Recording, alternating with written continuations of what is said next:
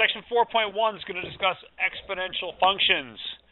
Exponential functions are functions of this form right here. F of x is b to the x. The requirements on the base here, which is your b, is that it has to be greater than 0 and different than 1. To kind of set the tone for this, I sent you an email link to watch this video, and I'm not sure you're going to be able to hear the sound while I've got my headphones on, but basically he's talking to you about retirement. He's like, well, how much do you have in your wallet? You know, could this amount of money make a difference to your retirement? And then he's like, well, let's take this little domino here, and he sets it down, and he sets forth a chain reaction. And the cool thing is that these dominoes grow exponentially. They get bigger and bigger and bigger until finally this last one set a world record. It was like 30-some feet tall, and it weighed 2 tons. That's a really big domino. So, kind of neat. But what's going on here is, like I said, those things are growing exponentially. And we're going to work with exponential functions and understand exponential growth. And we can do that starting with these two functions right here. F of x is 2 to the x, and f of x is x squared, or g of x is x squared. Now, which one of these is an exponential function, f of x or g of x? F of x, good. With an exponential function, you have to have a base, a fixed base to some variable exponent. And that's what you have with f of x is 2 to the x. Now, this is a more familiar function. That's a graph of a parabola. But I want to compare these two just to see what the difference is. So to start with, I've already filled in the values for x that we're going to use. 0 squared is 0, 1 squared is 1, 5 squared, etc. So we got all these values. But what's that going to look like here for f of x? So, for instance, 2 to the 0. What's 2 to the 0? 1. 2 to the 1. 2. Good. Anyone for 2 to the 5? Well done. 32. And if we square this, we get 2 to the 10. 1,024. And if I square that, I'll get 2 to the 20th, which is 1,000,000. That'd be, what, 48,000. 24 squared is 576. So, wow. Let's compare our quadratic function, which is g of x, to this one. Can you notice a little bit of a difference? I mean, this one's getting really big really quickly. I mean, a modest number of 20 gives you something over 1 million. So, wow. And that's characteristic of your exponential functions. So, down here at the bottom right, I've graphed two functions. Y equals 2 to the x, and y equals x to the second. What I want you to do is to label which one's which. Which one's your exponential function, which one's your quadratic function.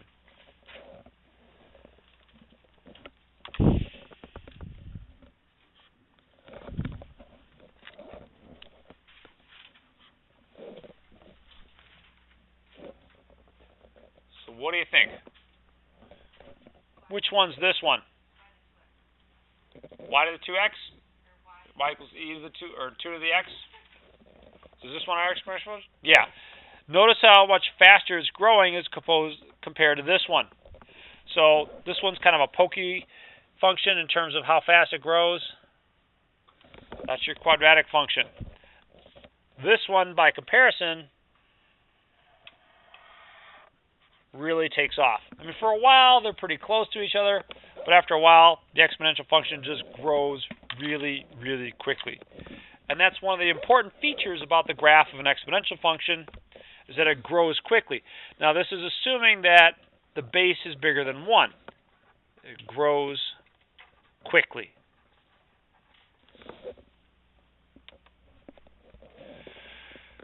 What else should I notice about this graph? What other features are important? Well, let's go back up here to the top. how do you find the y-intercept of a graph? Not just this one, but any graph. Set x equal to 0. And in this case, f of 0, b to the 0, what's anything to the 0 power going to equal? 1. So this graph is always going to pass through 0, 1. Graphs of this form. Passes through 0, 1. So that's another thing that's going to be important about this graph. This is going to be, for us, like the vertex was for the parabola. All right, it's going to be kind of that linchpin that's going to be the point that I want to follow closely to see where the graph has been shifted. And we're going to do a lot of shifting. Finally, let's go over to here, the second part of our table. Now, the graph of a parabola is symmetric. It doesn't matter if I square -1 or 1, 2 or -2, etc. I'll get the same thing. But an exponential function is a little different. 2 to the -1st. Well, I could write that as 1 over 2. 2 to the -2nd would be 1 over 2 squared, or better yet, 1 over 4. And pretty quickly, I hope you see there's a pattern here. 2 to the -3rd would be 1 over 2 cubed, but 2 cubed is 8. And so what are the next couple here? 16, and thank you, 32. So what are these numbers getting close to? 1/2, 1/4, 1/8, 1/16. If this went on forever, yeah, it's getting closer to 0.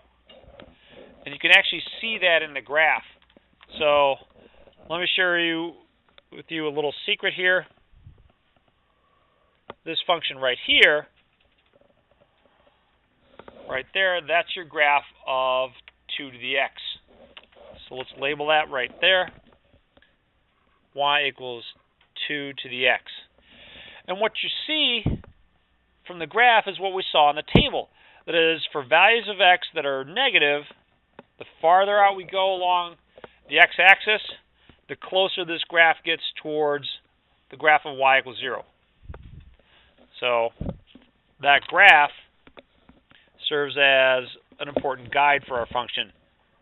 For x less than 0, the graph gets close to, but never touches,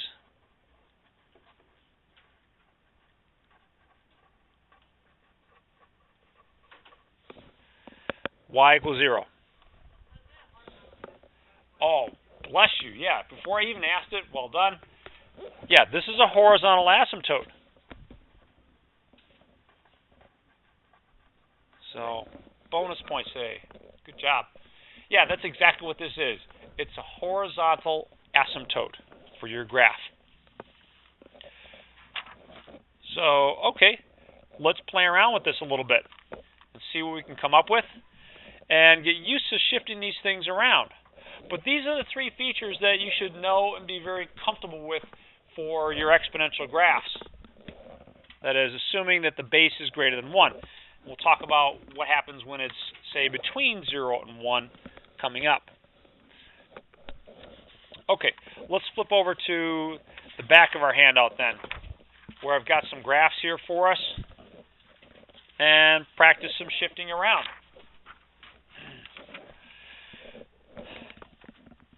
So I've given you the graph of y equals 2 to the x. But let's take a look at a different graph. Say y equals 2 to the x minus 2. How is that graph going to be shifted compared to this one? Up 2, down 2, left 2, or right 2? Well, let's see here. The one point that I always promise for this, graphs of this type, is that it passes through 0, 1. And that does so because when I put in 0 for x, 2 to the 0 is 1. what value of x would make this equal to 0? 2. So putting in a 2 gives me 2 to the 0 or 1. So the point that was here is now happening over here. So in effect, yeah, this was a shift to the right by 2.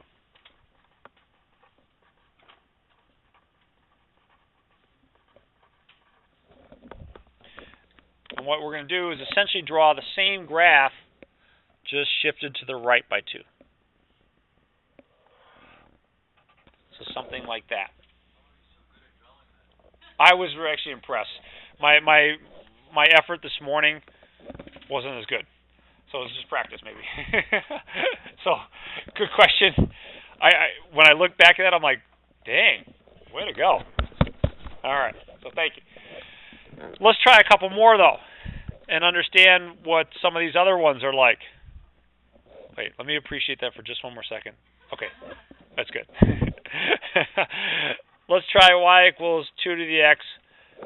Say, we'll do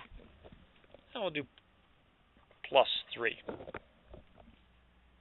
What kind of a shift do you think this one's going to create for us? Yeah, to the left by 3.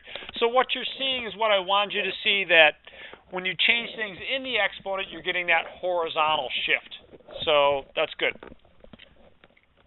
Now, let's do something else here. Let's add a little bonus point to this discussion. And I asked you just a minute ago how to find the y-intercept. How would you find the y-intercept of this graph? How would you go ahead. Find the y-intercept, set x equal to 0. What happens if I put in a 0 here? I get 2 to the 0 plus 3, which is 2 cubed, 8, right? So in addition to this point, which has been shifted to the left by 3, I also get this bonus point here that I can use to help myself graph this, which is at 0 and 8. All right.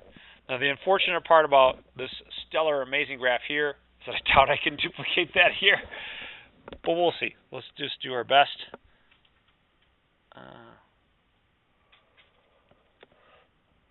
Well, it's not too bad. Not too bad. The other one was a little bit better. I set the bar high here. Okay, but the important thing is that it was shifted to the left by 3. Shifted left by 3. So we played around with some horizontal shifts. What do you think is coming next? Vertical shifts. So let's play around with a vertical shift, and we'll look at y equals 2 to the x minus 4. Now, how is that going to be shifted? Down 4. Before we shift it down 4, let me remind you of something. This line down here, Courtney correctly identified as a horizontal asymptote. What's the equation of that line? Y equals 0. So the line y equals 0, that line gets shifted down as well. So our new horizontal asymptote is going to be where? Negative 4. So let me draw that in first. This is going to be one of the features that I want to see drawn on your graphs. There's your new horizontal asymptote. Now, it's not as if I'm going to take away your graphing calculator, but your graphing calculator is not going to draw that for you. One other thing here. This point was at 0, 1. Where's that going to be in my new graph if I shift it down 4? Negative 3 or negative 4? Negative 3, right? Because 1 minus 4 is going to be negative 3. So it's going to be here. The graph's going to get close to, but not quite touch, this line. Now be careful. Sometimes people, in an effort to draw this close to it, they get really afraid and they kind of ricochet off. They come back up as if it was a parabola. That's wrong. As long as you don't bounce off or go straight through, you'll probably be okay as far as my grading this is concerned. But let's see here. There we go. So not bad. Shifted down by 4.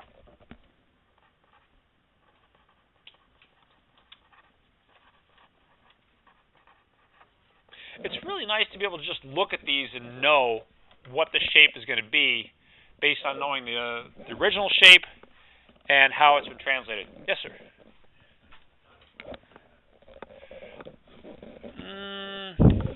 Like I said, as long as you're not egregiously passing through it or ricocheting off of it, that'll be okay. But I try to draw it getting close to, but not really touching. I'm not going to worry about it. I'm not going to look at it with a magnifying glass. What I want to see is, roughly speaking, the general shape. I mean, that's what you're telling me you understand is the general shape of these things. Okay? All right. Let's give you kind of a combination one here. Let's try, let me think here.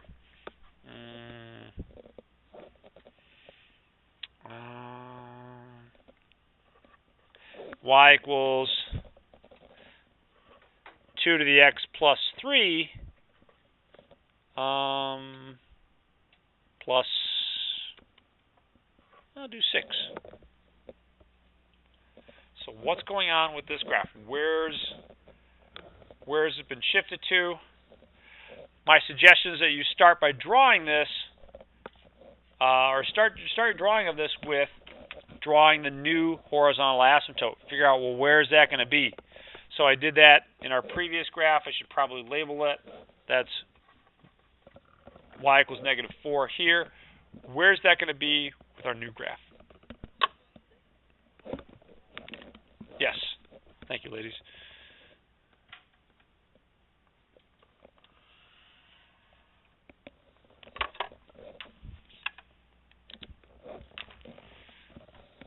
So we did have one at y equals 0.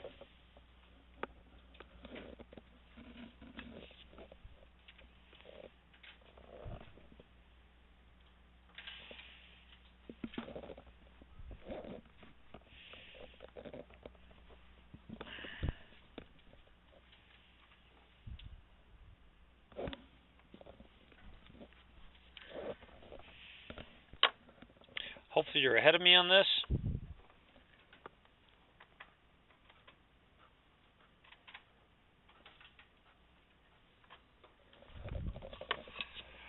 So the plus 6 shifts the graph up by 6. You have a new horizontal asymptote. That's at y equals 6. And let's also do something else for ourselves in terms of helping ourselves graph this. X and y. Let's correctly plot the y-intercept. If x is 0, what does y equal? Let's see. This would be 2 to the 3, which is 8, plus 6 is 14. So you have a point right here for your y-intercept. Now the point is 0, 1 on our old graph. Where is it going to be shifted in our new graph? Where's that? Good. -3 and 7. You're getting shifted up by 6. So 6 to the y-coordinate gives you a 7. And then over by 3. So it'd be -3 and 7. So about right here.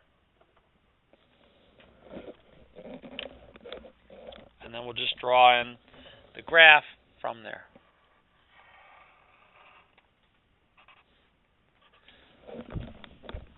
Beauty. How are we looking with that one? Not bad? All right.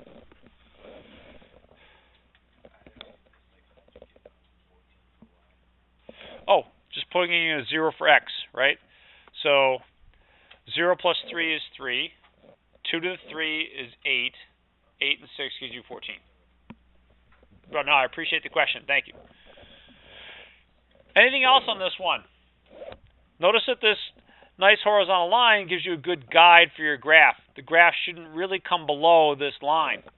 So I suggest, in fact, I'll ask that you draw the horizontal asymptote as part of your graph. Now, if I graph this in Desmos, I wouldn't see this line. I would see that it gets close to that. In fact, it would almost look like a flat line after a while, but it wouldn't actually be that flat line. Are you feeling more comfortable with these things here so far? The shifting around. The shifting is nothing new. Let's look down at the bottom here, and I've got a couple that we can reverse engineer. So this point is -2 and 4. This point is 3 and -1. Assuming that this is the graph of y equals 2 to the x, see if you can't figure out, well, what would the equation be that shifts it this point here at 0, 1, shifts it up to here at -2 and 4, or shifts it down to here at 3 and -1. Just try and shift that graph.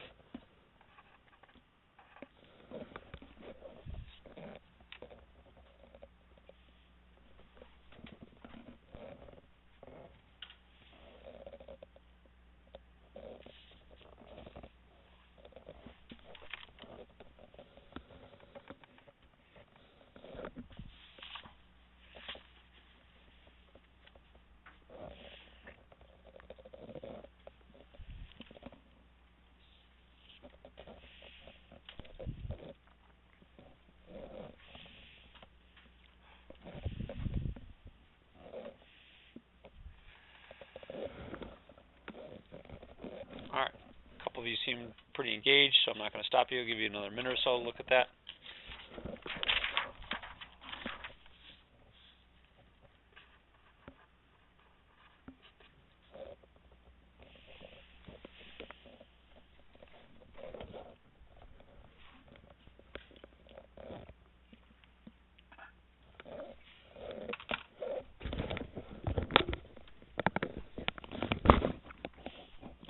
All right, so let's think. So this one was shifted how? It was shifted to the left by 2 and up by how much? Well, you got to be careful. It started out at 0, 1. Its new y coordinate is at 4, so it was shifted up by 3. So shift to the left by 2, what should I put in the exponent? +2. And then plus what? +3. So that's going to be this one right here. Nice. How about this one over here? Shifted to the right by 3 and down by how much? 2. So 2 to the x -3 -2. So different ways I can ask questions regarding this stuff. I can give you the graph and say, all right, what's the equation? Or I could give you the equation and ask for the graph. If I'm asking for the graph, make sure that you include the new horizontal asymptote.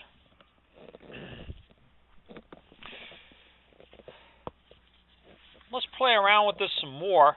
I'm not sure if you noticed, but I sent you some Desmos links.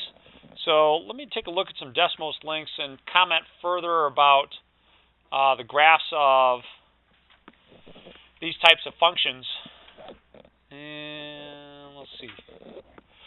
The one thing that I want to mention here is that for your exponential functions, it doesn't really matter what the base is. As long as the base is bigger than 1, you're going to have that same basic kind of behavior. So let's take a look here. When I change the value of the base, how does the graph change? So let's make the base start out at 1.5, make the base bigger and bigger and bigger. How's the graph changing? It gets pulled to the y-axis. Certainly that's what it looks like. Realistically, what's happening is that the graph is getting taller faster. So, yeah, it does look like it's getting pulled towards the y-axis. But if you keep an eye on this one point here, what happens is that that point is just getting taller and taller. So you have at x equal 1, 3.46 to the first power is 3.46. But if I make that 4, okay, now it's just taller. So, yeah, it stays at 1, but the y coordinate is taller.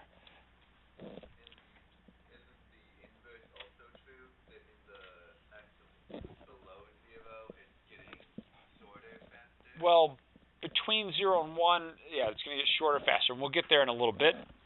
But for now, I want to also point out, though, that the same three basic behaviors are still here, right? That is, no matter what the value of the base is, it passes through 0, 1, it grows quickly, and it gets close to its asymptote for x less than 0. So regardless of the base, those same three behaviors are here. There's one last behavior that we need to look at in terms of our graphs for the moment. Actually, maybe two last behaviors. Let me illustrate that one using, let's see, let's take some room here. What would happen if I looked at the graph of y equals 2, excuse me, let's see, negative 2 to the x. So I didn't do a good job there. Let me try that again. But I want to put a negative out in front here. Negative 2 to the x. How's that going to affect my graph? Michael? It's going to kind of wave at us? All right. Somebody phrased it different. What'd you say? Yeah, so it's going to flip it around the x-axis. So you're going to have a graph that looks like this. But the net effect is that it's going to flip it around the x-axis. And thank you both. So, flipped around the x-axis.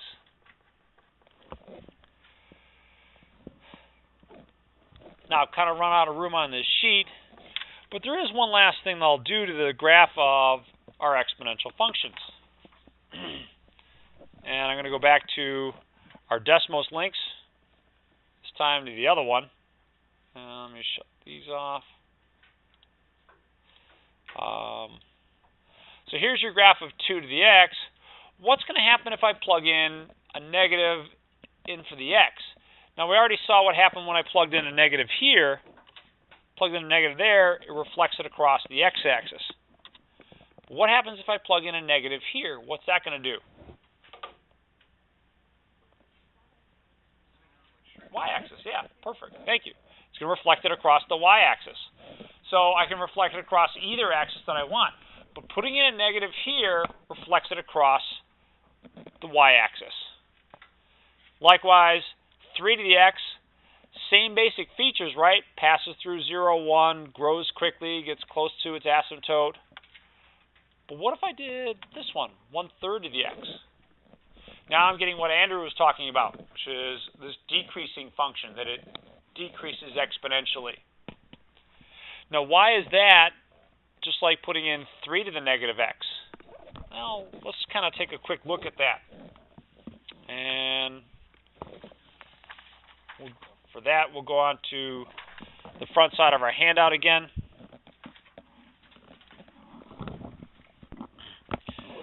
Suppose I was to look at y equals 1/3 to the x. Instead of writing 1/3, I could write 3 to the negative first. Those two are the same, right? 3 to the negative first is really just the reciprocal of 3. But here, if I get rid of the parentheses, then I can write that as 3 to the negative x. So 1/3 to the x, 3 to the negative x are essentially the same thing. And the little secret about this handout is that this is y equals 3 to the x, and this is y equals 3 to the negative x. They're mirror images of each other. The outside one is y equals 2 to the negative x, like that. Again, there's mirror images of each other. And last one, the inside one, is y equals 5 to the negative x, and this is y equals 5 to the x. So you get all these mirror images of each other. But whereas your positive functions are nice and increasing functions, that is 5 to the x, 3 to the x, 2 to the x, these are decreasing functions. As you move from left to right, they're decreasing.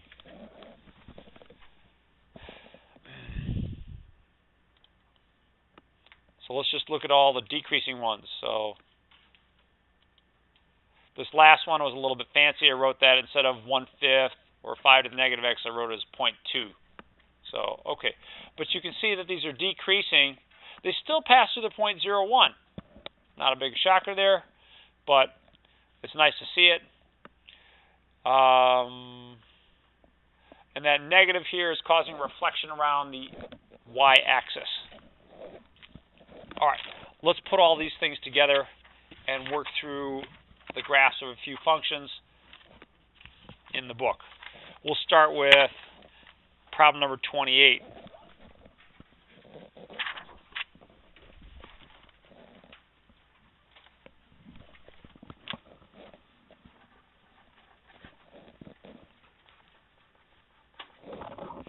H of x is 4 plus 1/2 to the x.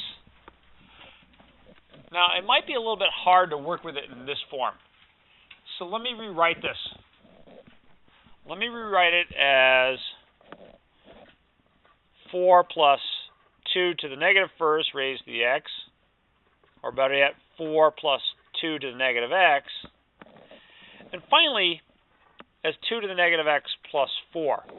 I like having that exponential function first because it's a little bit more close to what I'm familiar with. Starting out with the exponential function and figure out how it's been changed. So you might benefit from doing some of these changes yourself, but there's two changes that have been made to the basic graph.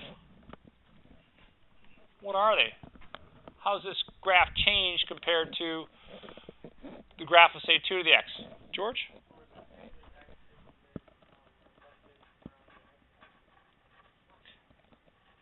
Around which one? That'd be the y-axis.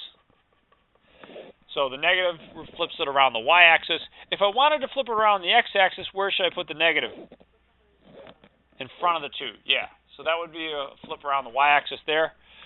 What's the plus 4 going to do? Yeah, this is going to shift this one up by 4. Shifted up by 4. The other thing that this is going to do to the graph is it's going to make it kind of a decreasing function. So instead of kind of taking off, this one's going to come down like that. So you're going to have a decreasing function here. But the idea is just to get a good general vision for the shape here. Let's try some other problems here. Kind of a simpler one. Problem number 32.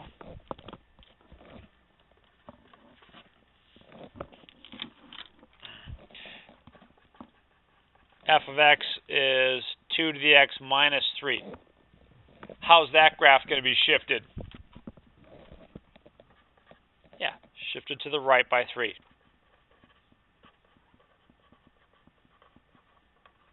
And it's still going to be an increasing function. It's going to be kind of the opposite of this one. It's going to increase from left to right, but it's been shifted to the right by 3 compared to, say, y equals 2 to the x.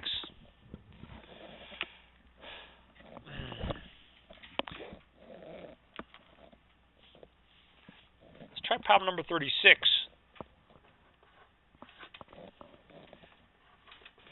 Y equals 5 to the negative x minus 3. So a couple things going on here.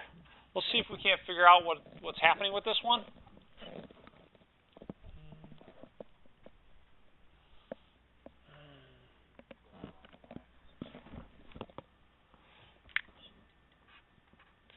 All right, so the negative is going to cause a flip around the y-axis.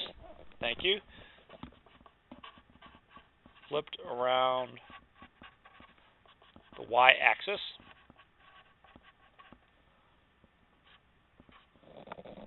And down by 3, right? Down by 3. Well, let's just take a quick peek at that. Where's our new horizontal asymptote going to be for this graph?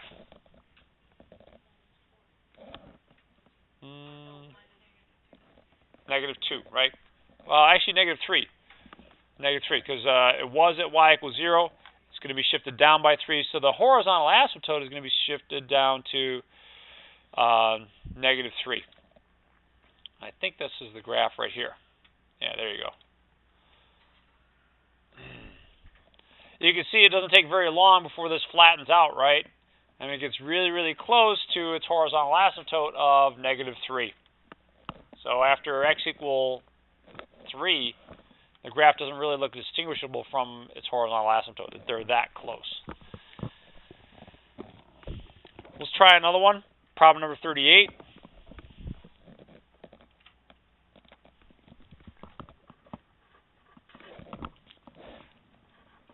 Y equals 3 minus 10 to the x minus 1. This kind of reminds me a little bit of a way of problem number 28. That is, I probably want to play around with this somewhat before I work with figuring out the shifts. So let's put the exponential part first. And to do that, I'll write it as negative 10 to the x minus 1. And then what? Plus 3. Good. It was a plus 3 before. It's still plus 3 now. There's 3 shifts that have happened to this graph, or 3 changes. 1, 2, and let's see what else. 3. Let's see if we can't figure out what those 3 changes are.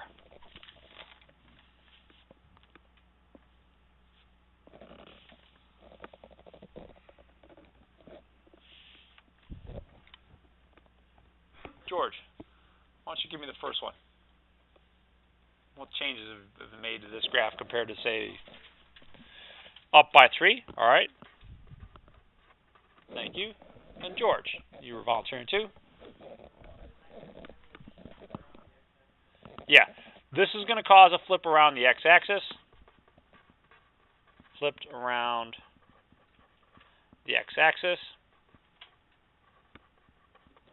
Or I could say reflected around the x-axis. That would work as well. And last but not least, what's the minus 1 going to do?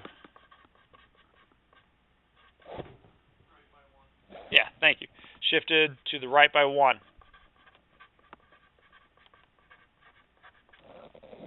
Nice. So a lot of different things happening to this graph, but we can predict all of them. And that's what I want from you when you do your homework in this part of the section, is to be able to predict, how has it been shifted? What kind of changes have been made to this? And when you graph it on your graphing calculator, you should see that information kind of reflected in your graph.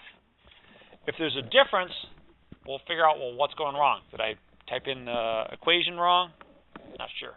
But I have to take a look at it and figure out what's going on. Are we okay with these types of problems? We did 5 in a row with that shifting. Actually, more than that. Just working on the shifting. So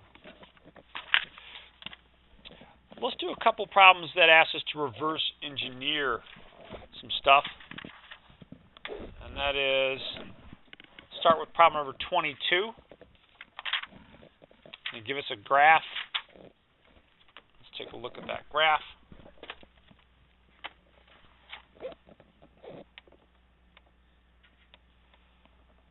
So this is a nice increasing function. That means we expect the value for the base to be greater than 1. And that's really what they ask you to do, is figure out, what's the value of a here? That would give you a graph that looks like this. So we've got some function, f of x is a to the x. We need to figure out what a is. And we've got a clue. Now, your book uses an a. I like using a b. B stands for base. This is problem number 22. So let me write it this way. F of x is b to the x. And they tell us that the point, or the graph, passes through the point -1 and 1/5. They asked us to figure out, what's the base here? Let's keep in mind that by virtue of this being on the graph, that tells me a value of x and y that satisfies this. So another way to think of this is y equals b to the x. Plugging this in, I get 1/5 is b to the negative first power. Okay. What's another way to write b to the negative first power? 1 over b. And if you cross multiply, you get b equals 5. Cool. And that seems to make sense. If you're to look back at the graph, at b equal 1, the value of 1 should be 5. And it doesn't quite fit on our graph, but we got 1, 2, 3, 4, up here 5. Looks like it would nail it right there at 1 and 5. Certainly we expected an increasing function, a value of b greater than 0, and at least we got that much. Let's move down to the one below that. Negative 3, 8 is a point on our graph in 24. What can you tell me about the value of b for this one? What do we expect? Value of the base. Yeah, expect it to be a fraction. We expect it to be between 0 and 1 because you got a decreasing function here. As you move from left to right, the function is getting smaller. Let's play the same game with 24 that we played with 22. Bless you. So for 24, we've got f of x is b to the x. This time it passes through negative 3 and 8. So that would be 8 equals b to the negative 3. Just plugging in for x and y. Where would you go from here to solve? What could you do? All right, turn it into a fraction. So that'd be 8 equals 1 over b cubed. Okay. Now what? George? We can do a cube root. Tell you what, let me hold off on the cube root for just 1 or 2 steps. I think some of you might feel more comfortable if I got rid of the fraction. So I can multiply both sides by b cubed, and that would give me 8b cubed equals 1, or b cubed equals 1/8. And George, you have a suggestion which I think we can work with pretty good right now here, right? Take the cube root. So the cube root of b cubed is the cube root of 1/8. What's the cube root of 1/8? Yeah. We don't need the plus or minus here, but it's good that you're thinking of that. You won't need the plus or minus with an odd root. So just 1 over 2. And that makes sense. We expected something between 0 and 1. And we got it. It's a nice decreasing function.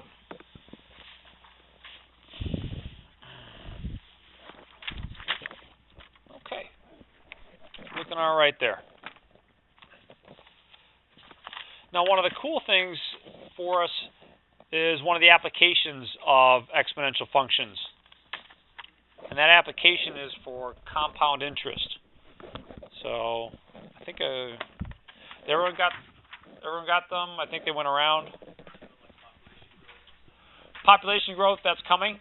I think I'll save that till section 4.2. But population growth is an exponential function. Yeah, definitely. I sent them around. I think is there one right there? Yeah, there's some right there.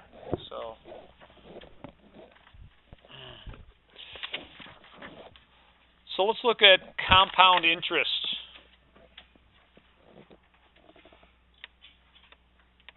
Compound interest is based off of this formula.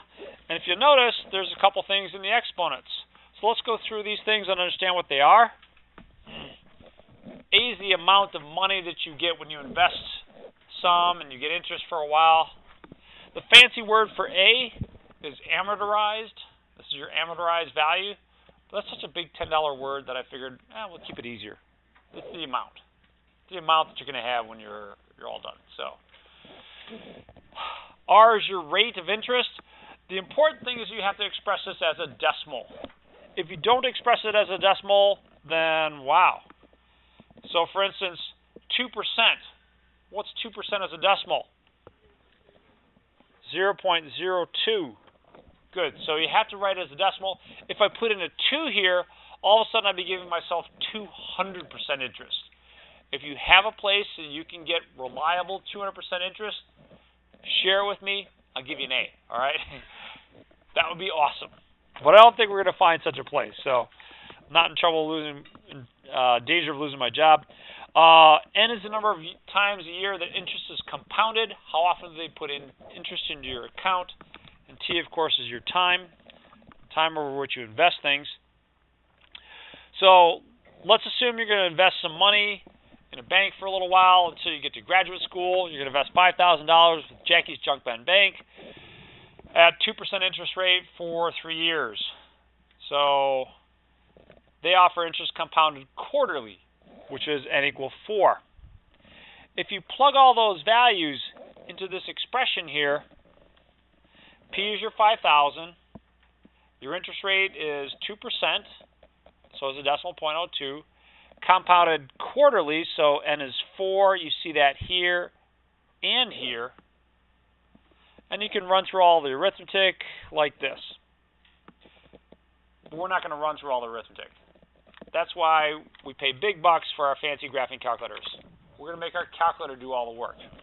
So what I want you to do is I want you to practice this with your graphing calculator. Your graphing calculator knows that you don't need to put in a times here. It understands that these things are multiplied. So type in 5,000, left parenthesis, 1 plus 0.02 divided by 4, parentheses, raised to the 3 times 4 power. Now, if you want to do 3 times 4 in your head as 12, that's fine. It'll work great. If you've got something that's kind of an older calculator that gives you that up arrow caret, then you're going to need to put that 3 times 4 in parentheses. Either way, whoops. I put in $50,000. Yeah. All right. I gave myself a lot of extra money. I was looking at that going, wow, I scored big. All right. Let me go back in here and edit this and delete that. There we go. So there's one, and here's the other one. So I'll put in a 12 here. No, not there. Up here. There we go. 12 and delete. There we go. So a little over $5,300 after those 4 years. Okay. Now, one important thing here. We're talking about money. Your bank's not going to give you this all the way down to the 6th decimal place or anything like that. Where's the bank going to round things? Yeah, right here, 100th, right? Because our cent is 1/100th of a dollar. So we're going to round things to the nearest hundredth of a dollar. So 5308 point what? 39. Thank you. With problems involving money, these interest problems, I'll give you the formula, but what I want you to know, what you have to know, is you need to round that to the nearest penny. Okay? That much I'm not going to give you. You need to work with it that way. Now, just a brief aside, there's an old movie called Office Space. Anyone ever see it? All right, couple nods, a couple friendly, oh yeah, that was bringing a smile. And the whole premise in Office Space is that these guys who are working with some bank accounts take this little extra fraction of a cent and they siphon it off with their computer program. They siphon it off into an account, and the money's supposed to add up, and they're going to be rich and retire early, but things don't go as according to plan. So I'll let you watch the movie to see the rest of that, but it's pretty cute. No, I'll give you the formula, but what I do want you to know is that what you do have to memorize is that you have to round it to the nearest hundredth, because you're talking about money. Yeah. Now, let's go over to Sam's Savings and Loans. Sam's competing with Jackie's Junk Bond Bank. He offers $5,000. He offers 1.97% interest. We're still going to invest for 3 years. But the interesting thing is that Sam offers interest that's compounded daily. Now, I don't know about you, but I always thought there was 365 days in a year, right? Well, when you're a banker, apparently there's 360, because when you compound interest daily at the bank, and it's 360. So they give themselves 5 holidays. I think that's going back to the days when we had to do this stuff by hand. When the computer wasn't a thing, it was a person who actually did this stuff by hand, and it just made the formula a little bit easier. So we'll put in an n equals 360 here. We'll figure out how much she's going to get, but practice plugging this into their formula.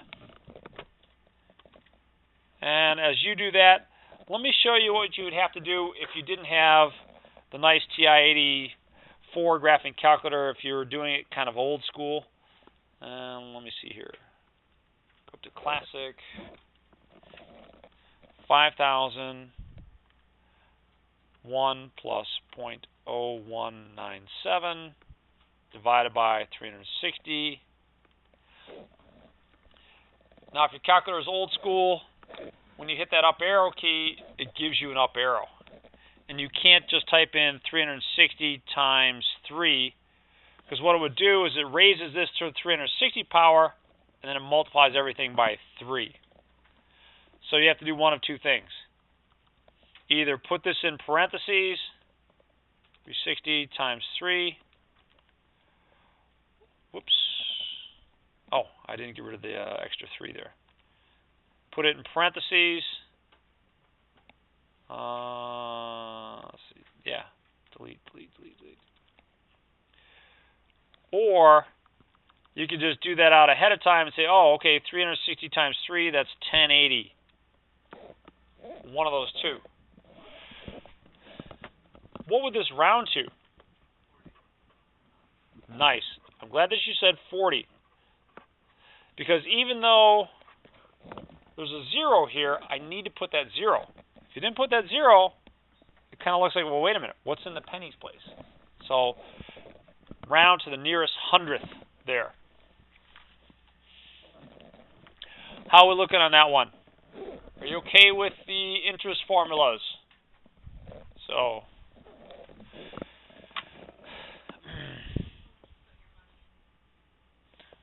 well, does it make a big difference? Basically about a Starbucks worth of coffee, right?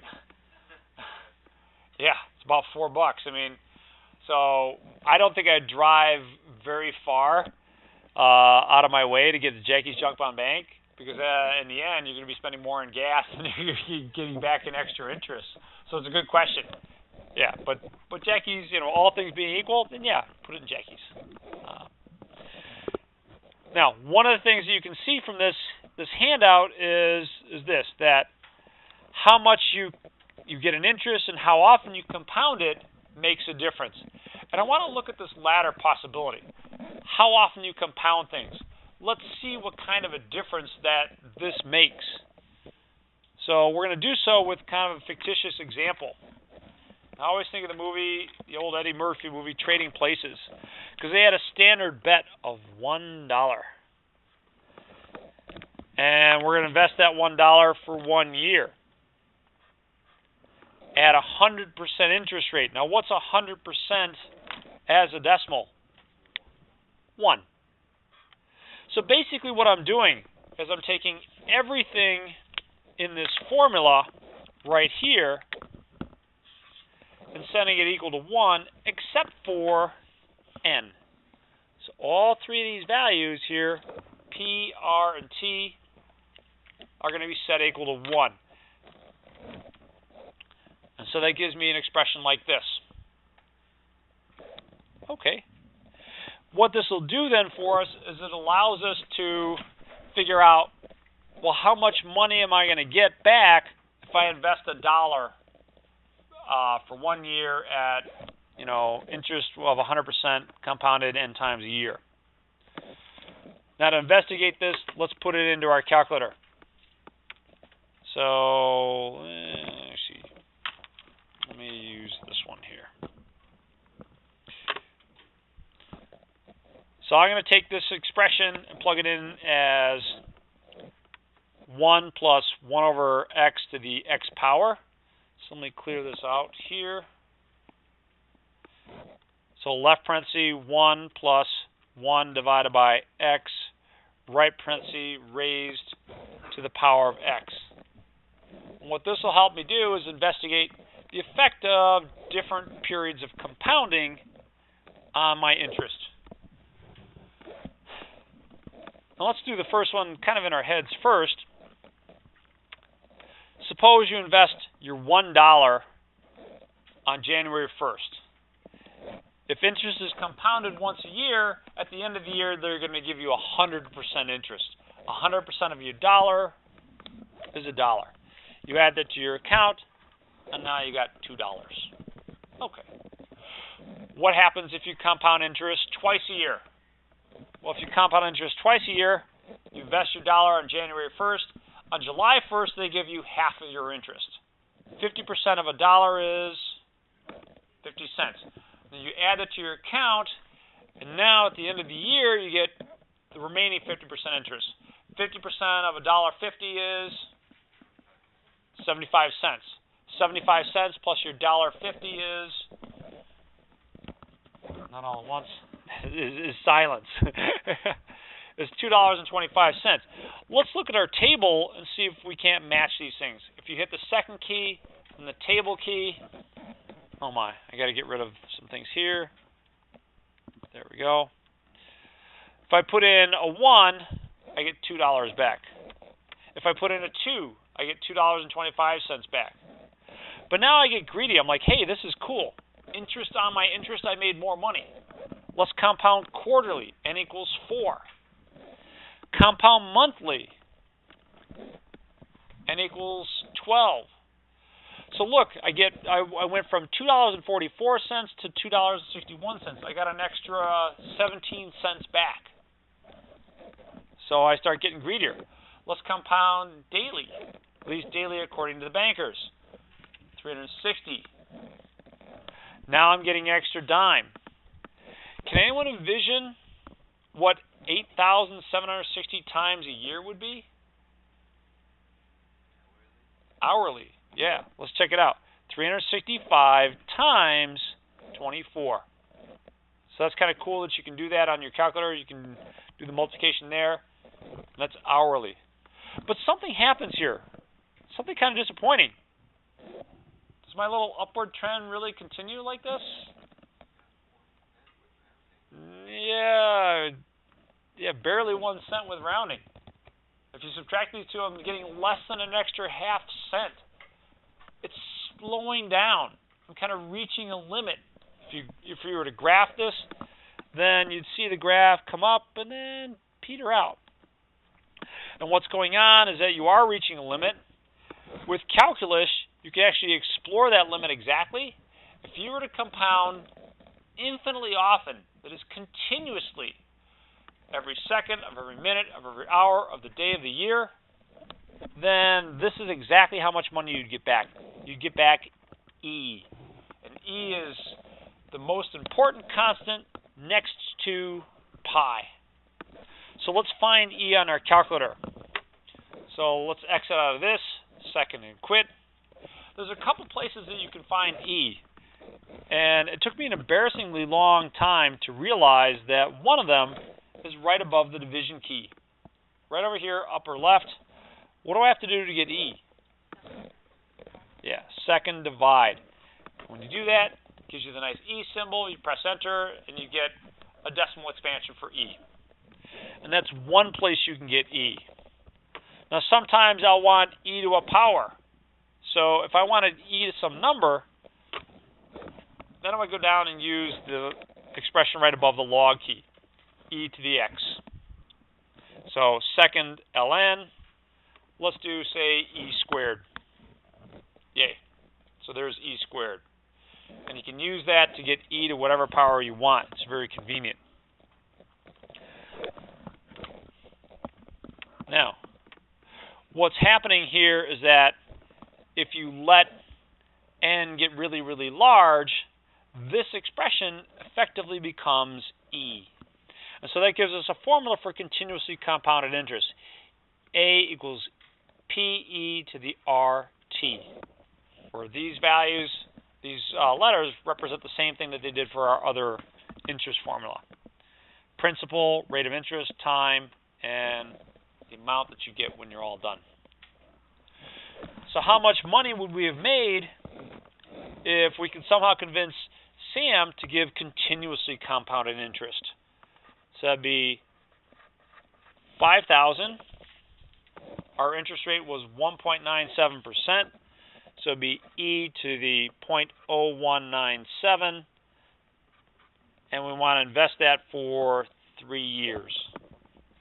So let's see how much money we'll get back if we jump from 360 times a year to continuously compounded interest.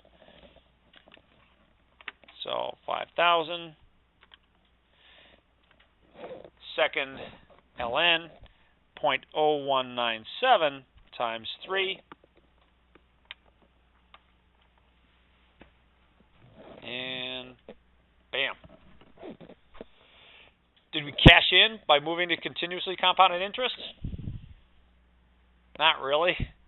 I mean, if you round this, if we round to that, that's about 5304.41.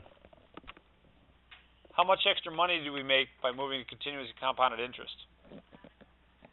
Not a whole lot.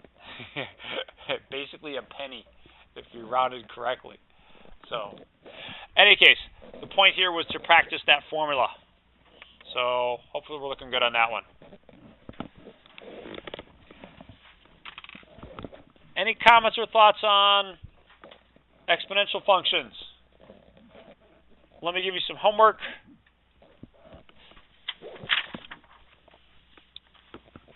So for homework, try 9 and then 17 through 25, 55 through 59, and in between 29 through 37, just these, I want you to describe the shift. Just like we practiced, describe the shift. Tell me what the graph's going to look like compared to kind of the more basic unshifted function. Cool. We'll have fun with that.